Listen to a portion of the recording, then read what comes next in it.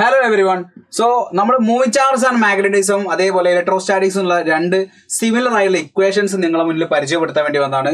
Mainly neutral point ആണ്. നമുക്കറിയാം moving charge and magnetism നമ്മൾ പഠിച്ചിട്ടുണ്ട്. രണ്ട് കറണ്ട് ക്യാരിങ് വയേഴ്സിൽ കറണ്ട് സെയിം ഡയറക്ഷനിലേക്ക് മൂവ് ചെയ്യുന്ന സമയത്ത് അവിടുത്തെ ന്യൂട്രൽ പോയിന്റ് എവിടെ ഉണ്ടാവും മക്കളെ? നിങ്ങൾ പഠിക്കുന്നുണ്ടല്ലേ? എന്ത്? ഒരു കറണ്ട് ക്യാരിങ് വയറിൽ കറണ്ട് മുകളിലേക്ക് പോകുമ്പോൾ ഇവിടെ ഫീൽഡ് ഇൻ ടു ദ പ്ലെയിനും ഈ കണ്ടക്ടറിന്റെ ഫീൽഡ് ഇവിടെ ഔട്ട് ഓഫ് ദ പ്ലെയിനും ആയിരിക്കും.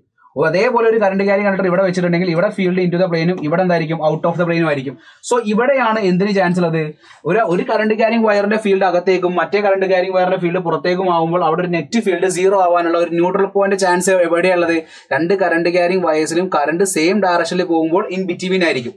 സോ ആ ഒരു ഐഡിയ ആണ് നമ്മൾ പറയുന്നത്. വളരെ കെയർഫുൾ ആയിട്ട് നിങ്ങൾ കേൾക്കുക. Yes, okay. സോ ഇത്രയേ ഉള്ളൂ. യെസ്. സോ നമ്മൾ പറഞ്ഞ പോയിന്റ് ഇത്രയേ ഉള്ളൂ. കറണ്ട് പോകുന്നത് I1 എന്നുള്ള കറണ്ട് ഇതിലൂടെയും I2 എന്നുള്ള കറണ്ട് ഇതിലൂടെയും പോകുന്നുണ്ട്. ഈ രണ്ട് കറണ്ട് ക്യാരിങ് വയേഴ്സ് തമ്മിൽ ഉണ്ടാകുന്ന സെപ്പറേഷൻ R ആണ്. അപ്പൊ ഞാൻ പറയുന്നത് ഇത്രയേ ഉള്ളൂ. I1 is greater than I2. I1 എന്നുള്ള കറണ്ട് I2നെക്കാട്ടി കൂടുതലായിക്കോട്ടെ, എന്ത് വേണേലും ആയിക്കോട്ടെ, നോ പ്രോബ്ലം. നമ്മുടെ പോയിന്റ് ഇത്രയേ ഉള്ളൂ. ഇൻ ബിറ്റ്വീൻ ഇവിടെ ഉണ്ടാകുന്ന ഫീൽഡ് ന്യൂട്രൽ പോയിന്റ് എന്ന് പറഞ്ഞാൽ നെറ്റ് മാഗ്നറ്റിക് ഫീൽഡ് സീറോ ആവുന്ന പോയിന്റ് എന്ന് പറഞ്ഞാൽ I1 എന്നുള്ള കറണ്ടിൽ നിന്ന് ആ പോയിന്റിലേക്കുള്ള ദൂരം, ആ പോയിന്റ് P ആണെങ്കിൽ ആ പോയിന്റിലേക്കുള്ള ദൂരം x1 ആണ്. I2 എന്നുള്ള കണ്ടക്ടറിൽ നിന്ന് ആ പോയിന്റിലേക്കുള്ള ദൂരം x2 ആണെങ്കിൽ, I1 നിന്ന് ആ പോയിന്റിലേക്കുള്ള ദൂരം x1 ഉം I2 നിന്ന് ആ പോയിന്റിലേക്കുള്ള ദൂരം x2 ആണെങ്കിൽ ഞാനൊരു ഇക്വേഷൻ ഇതാ. എന്താണ് ഇക്വേഷൻ? x1 ഇക്വേഷൻ ആണ് x1 is equal to I1 divided by I1 plus I2 into R. What is R here? R എന്ന് പറഞ്ഞിട്ടുണ്ടെങ്കിൽ ഈ രണ്ട് കറണ്ട് ക്യാരിങ് കണ്ടക്ടേഴ്സ് തമ്മിലുണ്ടാകുന്ന ദൂരമാണെന്ത്? R. Then what is x2? രണ്ടാമത്തെ കണ്ടക്ടറിൽ നിന്ന് ആ പോയിന്റിലേക്കുള്ള ദൂരം ആയതുകൊണ്ട് രണ്ടാമത്തെ കണ്ടക്ടറിന്റെ കറണ്ട് ആയിരിക്കണം മുകളിൽ വരുന്നത്. I2 divided by I1 plus I2 into R. I1 plus I2 divided by R. So ഇതാണ് ഇക്വേഷൻസ്. എന്താ ഇക്വേഷൻ? എന്താ? രണ്ട് കറണ്ട് ക്യാരിങ് കണ്ടക്ടേഴ്സിൽ കറണ്ട് സെയിം ഡയറക്ഷനിൽ പോവുകയാണെങ്കിൽ ന്യൂട്രൽ പോയിന്റ് ലൈ ചെയ്യുക ഇൻ ബിറ്റ്വീൻ ആയിരിക്കും. I1 എന്നുള്ള കറണ്ട് ക്യാരിങ് കണ്ടക്ടറിൽ നിന്ന് ആ പോയിന്റിലേക്കുള്ള ദൂരം x1 എന്ന് പറയുന്നത് I1R divided by I1 plus I2. രണ്ടാമത്തെ കണ്ടിട്ടുന്ന ആ പോയിന്റിലേക്കുള്ള ദൂരം എന്താ? I2R divided by I1 plus I2 ആയിരിക്കും എന്നുള്ള കാര്യം നിങ്ങൾ മനസ്സിലാക്കി വെക്കുക. ഈ ഒരു ഇക്വേഷൻ ഓർമ്മയുണ്ടെങ്കിൽ അതേപോലെ കറണ്ട് പോകുന്നത് ഓപ്പോസിറ്റ് ഡയറക്ഷൻ ആവുന്ന സമയത്ത് ഫീൽഡ് എവിടെ ഉണ്ടാവുക? ന്യൂട്രൽ പോയിന്റ് എവിടെ ഉണ്ടാവുക? ന്യൂട്രൽ പോയിന്റ് ആട്ടോ, നോട്ട് ഫീൽഡ്. ന്യൂട്രൽ പോയിന്റ് ഉണ്ടാവുക മാഗ്നിറ്റ്യൂഡ് കുറഞ്ഞ ആളെടുത്തായിരിക്കും.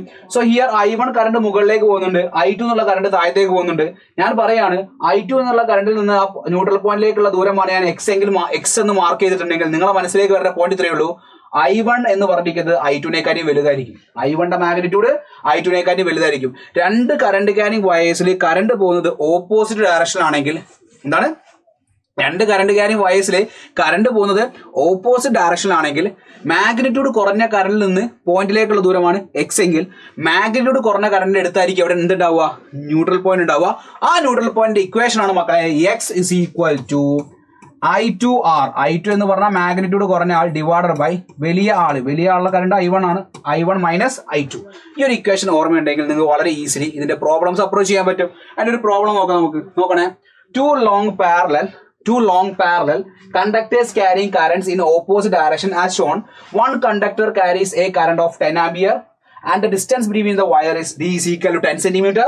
Current I is adjusted so that the magnetic field at P, which is at a distance 5 centimeter to the right of 10 ampere, current is 0, value of I. അതായത് ഈ 10 ampere കറണ്ടിൽ നിന്ന് 5 centimetre അകലെയാണ് point എങ്കിൽ നിങ്ങളെ മനസ്സിലേക്ക് വരുന്ന point ഇത്രയേ ഉള്ളൂ. കറണ്ട് രണ്ടും ഓപ്പോസിറ്റ് ഡയറക്ഷൻ ആണെങ്കിൽ അപ്പൊ I1ന്റെ വാല്യൂ എന്തായാലും 10 ആംപിയറിനെക്കാട്ടി വലുതായിരിക്കണം. കാരണം മാഗ്നിറ്റ്യൂഡ് കുറഞ്ഞെടുത്താണ് ന്യൂട്രൽ പോയിന്റ് ഉണ്ടാവുക. So I1 should be greater than I2. So എന്താണ് ഇക്വേഷൻ? x എന്ന് പറഞ്ഞാൽ നമ്മൾ പഠിച്ചിട്ടുണ്ട്. മാഗ്നിറ്റ്യൂഡ് കുറഞ്ഞ ആള് I2R divided by I1 minus I2. What is value of x here? x 5 ആണ്. I2ന്റെ വാല്യൂ എത്രയാ? 10 ആണ്. ഈ രണ്ട് കണ്ടക്ടേഴ്സ് തമ്മിൽ ഉണ്ടാവുന്ന ദൂരം എത്രയാ? അതും 10 ആണ് അല്ലേ? ഡിന്റെ വാല്യൂ 10 ആണ്. ദെൻ I1 നമുക്കറിയില്ല, I1 ആണ് കണ്ടുപിടിക്കേണ്ടത്. I2 10 ആണ്. So I1 minus 10 is equal to 10 into 10 അല്ലെങ്കിൽ കട്ട് ചെയ്തിട്ടുണ്ടെങ്കിൽ നമുക്ക് 20 എന്ന് കിട്ടും. അടുത്ത സ്റ്റെപ്പിൽ I1 is equal to 20 plus 10, that will be 30 ampere is the right answer. Option B is the right answer. Right? Then ഇതേ ഐഡിയ ഉപയോഗിച്ചുള്ള അടുത്ത ചോദ്യമാണ്. Two parallel conductors A and B separated by 5 centimeter carry electric current of 6 ampere and 2 ampere in the same direction. രണ്ട് conductors ഉണ്ട്. ഒരു conductor A ആണ്, മറ്റേ conductor B ആണ്. രണ്ട് കണ്ടക്ടറുടെയും കറണ്ട് പോകുന്നത് സെയിം ഡയറക്ഷൻ ആണ്. സോ പോയിന്റ് ലൈ ചെയ്യുക ഇൻ ബിറ്റ്വീൻ എവിടെയെങ്കിലും ആയിരിക്കും. എയിൽ നിന്ന് ആ കണ്ടക്ടറിലേക്കുള്ള ദൂരം x1 ആണ്, ബിയിൽ നിന്ന് കണ്ടക്ടറിലേക്കുള്ള ദൂരം x2 ആണ്. സോ ഫ്രം ബി അല്ലേ ചോദ്യം, ഫ്രം ബി ആണ് ചോദ്യം. സോ x2 എന്ന് പറഞ്ഞാൽ നിങ്ങളെ മനസ്സിലേക്ക് വരുന്നത് എന്താ? ഇതിലൂടെ പോകുന്ന കറണ്ട് I1, ഇതിലൂടെ പോകുന്ന current I2. So x2 is equal to I2 divided by I1 plus I2 into R. What is the value of I2? I2 എന്ന് പറഞ്ഞാൽ ഈ കണ്ടക്ടറിലൂടെ പോകുന്ന കറണ്ട് ഇത് 6 ആംപിയർ ആണ്, ഇത് 2 ആംപിയർ ആണെങ്കിൽ 2 divided by 6 plus 2 into ഇവ തമ്മിലുള്ള ഡിസ്റ്റൻസ് എത്രയാണ് മക്കളെ? സെപ്പറേറ്റഡ് ബൈ ഡിസ്റ്റൻസ് 5 ആണ്. സോ 10 divided by 8 വരും. 10 divided by 8ന്റെ വാല്യൂ എത്രയാണ് മക്കളെ? That will be 1.25 centimetre. So ഈ ബി എന്നുള്ള കണ്ടക്ടറിൽ നിന്ന് ആ പോയിന്റിലേക്കുള്ള ദൂരം 1.25 സെന്റിമീറ്റർ ആയിരിക്കും എന്നുള്ള കാര്യം മനസ്സിലാക്കി വെക്കുക. സോ ആ ഒരു ഇക്വേഷൻ ഓർത്തുണ്ടെങ്കിൽ വളരെ ഈസിലി പ്രോബ്ലം അപ്രോച്ച് ചെയ്യാൻ പറ്റും. ഓക്കെ, ഇതേ ഇക്വേഷന്റെ മോഡൽ നിങ്ങൾക്ക് ഇലക്ട്രോസ്റ്റാറ്റിക്സിലും കണക്ഷൻ കിട്ടും. എങ്ങനെ അറിയാം നിങ്ങൾക്ക്? നോക്കണേ, പോയിന്റ് ഓഫ് ഇക്വിലിബ്രിയം പഠിച്ചു ഓർക്കുന്നുണ്ടോ നിങ്ങൾ? പോയിന്റ് ഓഫ് ഇക്വിലിബ്രിയം അതായത് Q1 Q2 എന്നുള്ള രണ്ട് ചാർജുകൾ. ഈ Q1 Q2 എന്നുള്ള രണ്ട് ചാർജുകളുടെ ഇടയിൽ ഞാനൊരു സ്മോൾ q എന്നുള്ള ചാർജിനെ കൊണ്ടുവെക്കുമ്പോൾ, രണ്ട് പോസിറ്റീവ് അല്ലെങ്കിൽ ലൈക്ക് ചാർജിന്റെ ഇടയിലാണ് ഞാനൊരു ചാർജിനെ കൊണ്ടുവെക്കുമ്പോൾ അതിന്റെ മുകളിൽ ഉണ്ടാവുന്ന നെറ്റ് ഫോഴ്സ് 0 ആവും. എന്താണ്? അതിന്റെ മുകളിൽ ഉണ്ടാവുന്ന നെറ്റ് ഫോഴ്സ് 0 ആവും. ഫോർ എക്സാമ്പിൾ, ഈ Q1 എന്നുള്ള ചാർജ് Q1 ഇവിടുന്ന് ഈ ഡയറക്ഷനിലേക്ക് ഒരു ഫോഴ്സ് കൊടുക്കും. അതേപോലെ ഈ Q2 എന്നുള്ള ചാർജ് ഈ Q1 ഈ ഡയറക്ഷനിലേക്ക് ഒരു ഫോഴ്സ് കൊടുക്കും. ഈ രണ്ട് ഫോഴ്സും ഈക്വൽ ആണെങ്കിൽ നെറ്റ് ഫോഴ്സ് എന്തായിരിക്കും? 0 ആയിരിക്കും. സോ ആ നെറ്റ് ഫോഴ്സ് 0 ആവുന്ന, അതായത് രണ്ട് ചാർജുകളുടെ, രണ്ട് പോസിറ്റീവ് അല്ലെങ്കിൽ രണ്ട് നെഗറ്റീവ് ചാർജുകളുടെ ലൈക്ക് ചാർജുകളുടെ ഇടയിൽ എവിടെ ഒരു മൂന്നാമത്തെ ചാർജ് കൊണ്ടുവെക്കുമ്പോഴാണ് നെറ്റ് ഫോഴ്സ് 0 ആവാന്ന ഒരു ഇക്വേഷൻ നമ്മൾ പഠിപ്പിച്ച് ഓർക്കുന്നുണ്ടോ? എന്തായിരുന്നു ആ ഇക്വേഷൻ? അതായത് ഈ മൂന്നാമത് വെക്കുന്ന ചാർജ് എന്ന് പറഞ്ഞാൽ x1 എന്ന് പറഞ്ഞാൽ, നിങ്ങളിപ്പോ നേരത്തെ ഇത് ഇക്വേഷൻ ഓർമ്മ ഉണ്ടോ? രണ്ട് സെയിം ഡയറക്ഷനിലേക്ക് പോകുന്ന കറണ്ട് ഇക്വേഷൻ എന്താ? I1 R divided by I1 plus I2 അല്ലേ? ഇതാണ് നിങ്ങൾ നേരത്തെ രണ്ട് കറണ്ട് ക്യാരിങ് വയറിൽ കറണ്ട് സെയിം ഡയറക്ഷൻ പോകുമ്പോൾ ഇത് ഇക്വേഷൻ. അതേ ഇക്വേഷൻ തന്നെ ഇവിടെ ഞാൻ ചെറിയ മോഡിഫൈ ചെയ്യാണ്. ഈ I1 ഞാൻ എന്ത് കൊടുത്തു? √Q1 എന്ന് കൊടുക്കും. ഈ I1നും I2നും എന്ത് കൊടുക്കും? I1നും I2 എന്ത് കൊടുക്കും? √Q1 √Q2. വളരെ സിമ്പിളി നിങ്ങൾക്ക് ഇക്വേഷൻ കണക്ട് ചെയ്യാൻ പറ്റും. അതേപോലെ നിങ്ങൾ പറ, what is equation for x2? x2 എന്ന് പറഞ്ഞാൽ എന്താ വരിക? √Q2 R divided by √Q1 plus √Q2. Then രണ്ട് അൺലൈക്ക് ചാർജ് ആണെങ്കിൽ മാഗ്നിറ്റ്യൂഡ് കുറഞ്ഞ ചാർജിന്റെ അടുത്തായിരിക്കും മൂന്നാമത്തെ ചാർജ് കൊണ്ടുവെക്കുക, എന്നാലും അവിടുത്തെ നെറ്റ് ഫോഴ്സ് 0 ആവുള്ളൂ. സോ നിങ്ങളുടെ മനസ്സിലേക്ക് വരുന്ന പോയിന്റ് എന്താ? അതായത് x എന്ന് പറഞ്ഞാൽ എന്തായിരിക്കണം? Q2 divide by √Q2 R divided by √Q1 minus √Q2. ആ ഇക്വേഷൻ ഓർത്ത് നോക്ക്. രണ്ട് കണ്ടക്ടേഴ്സിൽ കറണ്ട് പോകുന്നത് ഓപ്പോസിറ്റ് ഡയറക്ഷൻ ആണെങ്കിൽ എന്താ equation? I2 R divide by I1 minus I2 അല്ലേ? ആ I മാറിയിട്ട് എന്ത് വരും? റൂട്ട് വരും എന്നുള്ളൊരു വ്യത്യാസം മാത്രമേ ഉള്ളൂ. ആ ഒരു ഐഡിയ നിങ്ങളെ മനസ്സിലേക്ക് കിട്ടുകയാണെങ്കിൽ നിങ്ങൾക്ക് ഈ ഒരു ഐഡിയ ഭയങ്കര ഈസി ആയിട്ട് മനസ്സിലാക്കാൻ പറ്റും. എന്താ പറഞ്ഞിരിക്കുന്നത്? രണ്ട് സ്ട്രെയിറ്റ് കണ്ടക്ടേഴ്സിൽ കറണ്ട് പോകുന്നത് സെയിം ഡയറക്ഷൻ ആണെങ്കിൽ ഇൻ ബിറ്റ്വീൻ ഒരു നെറ്റ് മാഗ്നറ്റിക് ഫീൽഡ് 0 ആവുന്ന പോയിന്റിനാണ് ന്യൂട്രൽ പോയിന്റ് എന്ന് വിളിക്കുന്നത്. സോ ഈ I1 എന്നുള്ള കണ്ടക്ടറിൽ നിന്നും I2 എന്നുള്ള കണ്ടക്ടറിൽ നിന്നും ഉണ്ടാവുന്ന ദൂരം x1 x2 ആണെങ്കിൽ അതിന്റെ ഇക്വേഷൻ അതിന്റെ, അതേപോലെ കറണ്ട് ഓപ്പോസിറ്റ് ഡയറക്ഷനിൽ പോവുകയാണെങ്കിൽ മാഗ്നിറ്റ്യൂഡ് കുറഞ്ഞ കറണ്ട് ക്യാരിങ് കണ്ടക്ടർ അടുത്തായിരിക്കും ന്യൂട്രൽ പോയിന്റ് ഉണ്ടാവുക. അതേപോലെ നിങ്ങൾക്ക് ഓർക്കാൻ പറ്റുന്ന അടുത്തൊരു കേസാണ് ഇത്. എന്താണത്?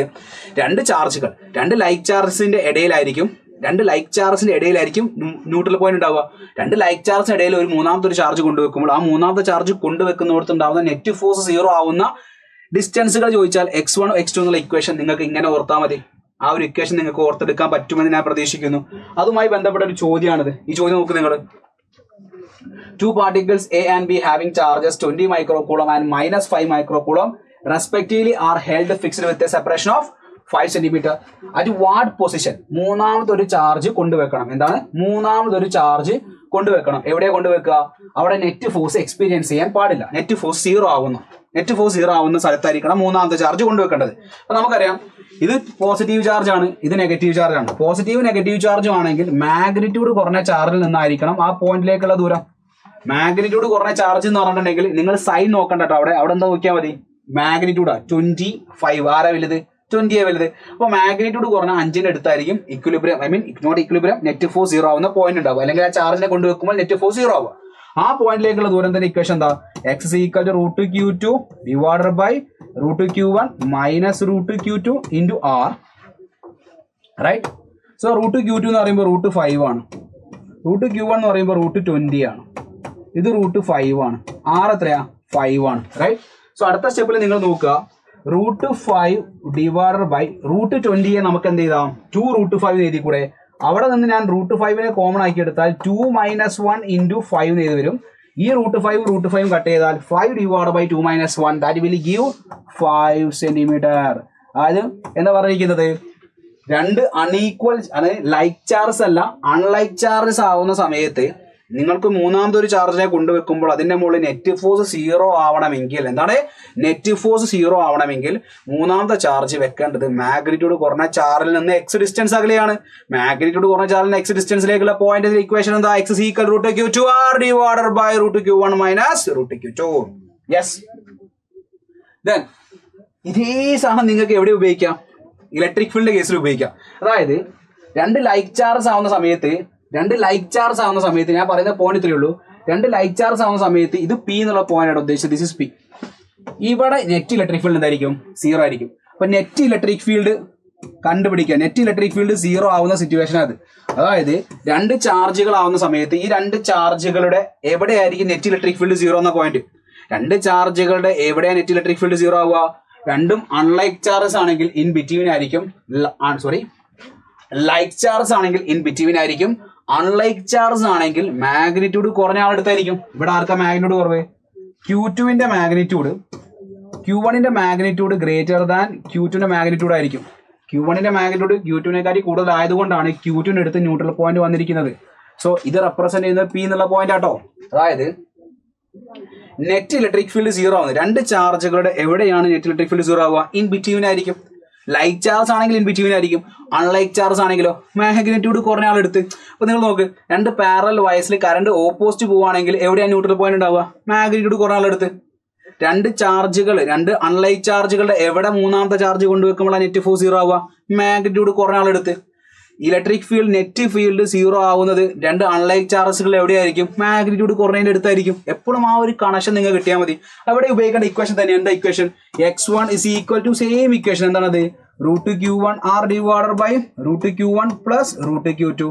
അപ്പൊ നിങ്ങൾ x2 അതന്നെ ഏത് ചാർജ് എന്നുള്ള ദൂരാ, √q2r divided by √q1 + √q2. Then ഇവിടെ എന്താ വരിക, ആ പോയിന്റിലേക്കുള്ള ദൂരം x = √q2 r divided by √q1 - √q2.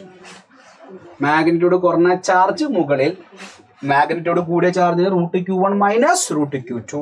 Yes. നോക്ക്, a point charge 10 microcoulomb is placed at the origin. ഒരു പോയിന്റ് ചാർജ് ഉണ്ട്. ആ പോയിന്റ് ചാർജ് എവിടെ വെച്ചിരിക്കുന്നത്, ഒറിജിനിൽ വെച്ചിട്ടുണ്ട്. എത്രയാണത്, 10 മൈക്രോകൂളമാണ്. At what location on the x-axis should a point charge of 40 microcoulomb 40 microcoulomb ഇവിടെ എവിടെയാ വെച്ചിരിക്കുന്നത്, place so that the net electric field 0 at x. അതായത് ഇവിടെ നിന്ന് 2 സെന്റിമീറ്റർ അകലെ എക്സിന്റെ വാല്യൂ 2 ആവുന്ന സമയത്ത് അവിടെ നെറ്റ് ഇലക്ട്രിക് ഫീൽഡ് 0 ആയിരിക്കണം. നെറ്റ് ഇലക്ട്രിക് ഫീൽഡ് 0 ആവുന്ന പോയിന്റ് രണ്ടും പോസിറ്റീവ് ചാർജ് ലൈക്ക് ചാർജ് ആണ്. ലൈക്ക് ചാർജ് ആവുന്ന സമയത്ത് നമ്മുടെ ചോദ്യം എന്താ, ലൈക്ക് ചാർജ് ആവുന്ന സമയത്ത് ഈ 10 മൈക്രോകൂളത്തിൽ നിന്ന് ആ പോയിന്റിലേക്കുള്ള ദൂരമാണ് എത്രയാ, 2 സെന്റിമീറ്റർ. സോ x1 ആണ് തന്നിരിക്കുന്ന 2 സെന്റിമീറ്റർ.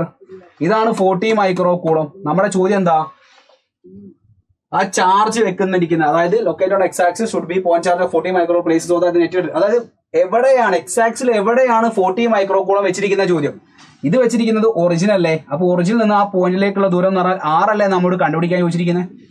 ചോദ്യം ഇവിടെ 6 ആണ്. അപ്പൊ എന്താ കിട്ടുക, x1 എന്ന് പറഞ്ഞാൽ വളരെ സിമ്പിളി നിങ്ങൾക്ക് അറിയാം എന്താണത്, √10 × r ഡിവൈഡഡ് ബൈ √10 + √40.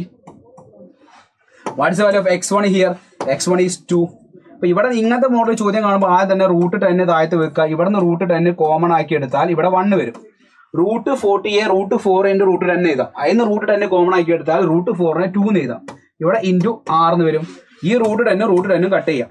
അപ്പൊ r/3 = 2 ആണെങ്കിൽ r = 6 ആയിരിക്കും.